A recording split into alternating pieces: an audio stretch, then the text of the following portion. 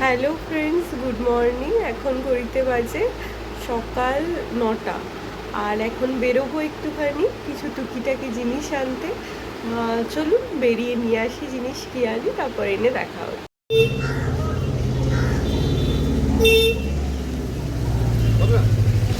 আড়াইশো।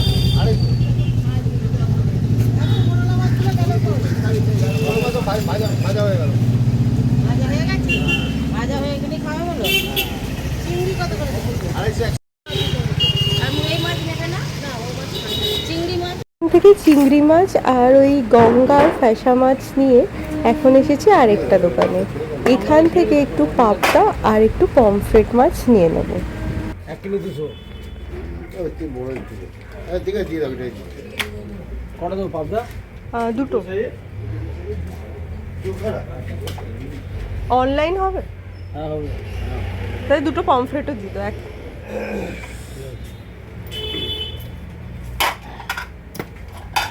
60 টাকা। ঠিক।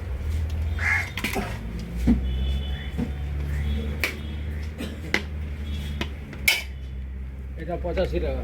ঠিক আছে। আর লোটে কত করে? দুটো 250 গ্রাম 60 টাকা।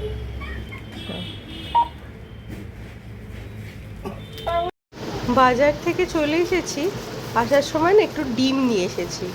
এই ডিমটা শেষ হয়ে গেছিলো, তাই এই সামনে থেকেই ডিম নিয়ে এসেছি। আপনাদের ওখানে ডিম কত করে নিচ্ছে? এখানে এক একটা ডিম 6.5 টাকা করে নিচ্ছে। এখান থেকে ডিম নিয়েছি।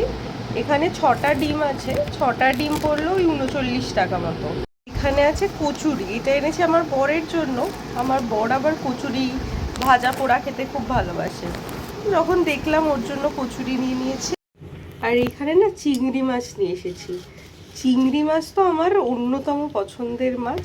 আমার আবার গলদা চিংড়িটা ভাল লাগে না, এরকম ছোট চিংড়িটা ভাল লাগে। গলদা চিংড়ি তো ছাড়াতেই একদম হয়ে যায়। তো এটাতে নুন হলুদ মাখিয়ে রেখে দেবো, এটা আজকে দুপুরেই করব। এইটাতে আছে হচ্ছিল ফ্যাসা মাছ।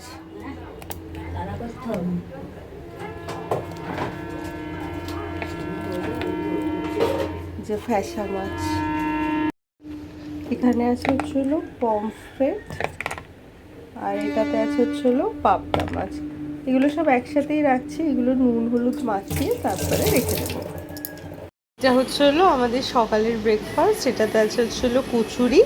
আর এই দেখো একদম সবুজ সবুজ কড়াইশুটির কচুরি, যে বোঝা যাচ্ছে একদম সবুজ সবুজ পুর দেখা যাচ্ছে। এটাতে আছে হচ্ছিল না নন্দলাল। শিবা এখন দোকান খুলছে না। এটাতে হলো ওই তরকারি, আর এটাতে আছে হচ্ছিল রসগোল্লা। এই যে এখন প্রথমে চিংড়ি মাছটা বসিয়েছি। এটার মধ্যে আলু, পেঁয়াজ আর লঙ্কার গুঁড়ো আর হলুদ গুঁড়ো নুন দিয়ে ভালো করে এটা নাড়িয়ে নেব। আর নামানোর আগে কয়েকটা রসুন আছে, এটা আর কি ওই পেস্ট করে দিয়ে দেবো। আর এইদিকে ওই ফ্যাসা মাছটা কি করব বুঝতে পারছি না, মেখে টেখে রেখেছি, কিছু একটা তো বানাবো। এইটা না আমার খুব ভালো হয়েছে। এই যে সবসময় 2-3টে রসুন হয়তো দেবো, তার জন্য আর ইচ্ছে কি করে করতে, আবার মিক্সি বের করি। তার থেকে এটাতে বেশ সুন্দর মানে থেতা হয়ে যায় আর কি। এই যে এই দুটো কর্নারে চলে গেছে। 5টা মতো রসুন থেতো করে নিয়ে ওই চিংড়িটাতে দিয়ে দেবো।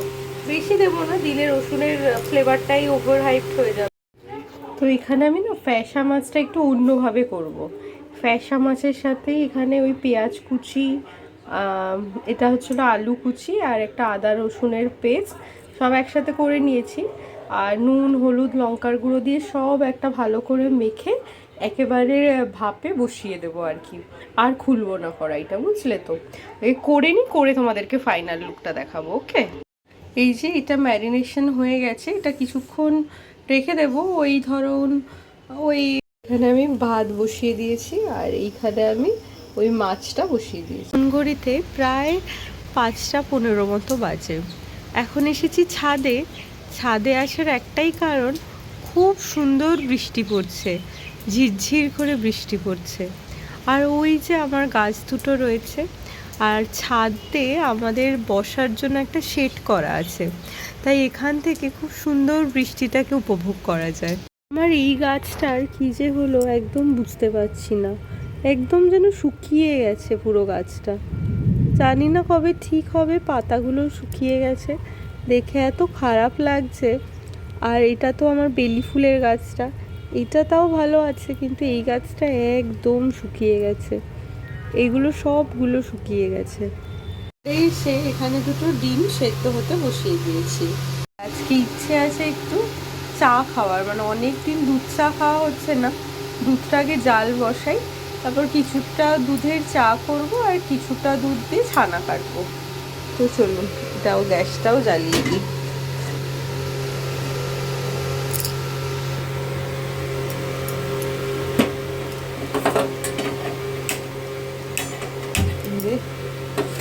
বাপরে কি জোরছে আগুনটা যেন জ্বলে উঠেছিল।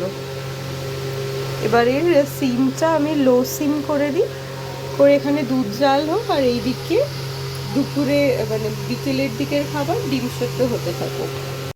বাইরে প্রচণ্ড জোরে বৃষ্টি হচ্ছে আর এইদিকে দুধ ফোটাচ্ছি, একটু ইচ্ছে আছে একটুখানি চা করব বা ছানা কাটবো, দেখি যা হোক একটা করব।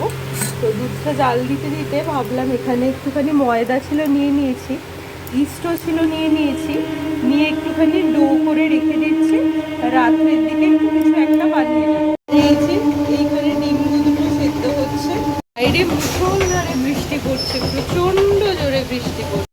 এই যে এখানে আমি ডোটা বানিয়ে নিয়েছি, এবার এটা কিছুক্ষণের জন্য রেস্টিং টাইমে রাখবো, বেশিক্ষণ না, ওই 1 মিনিট 5 মিনিট মতো রেস্টিং টাইমে রাখবো। আর এদিকে দুধ চাল হচ্ছে,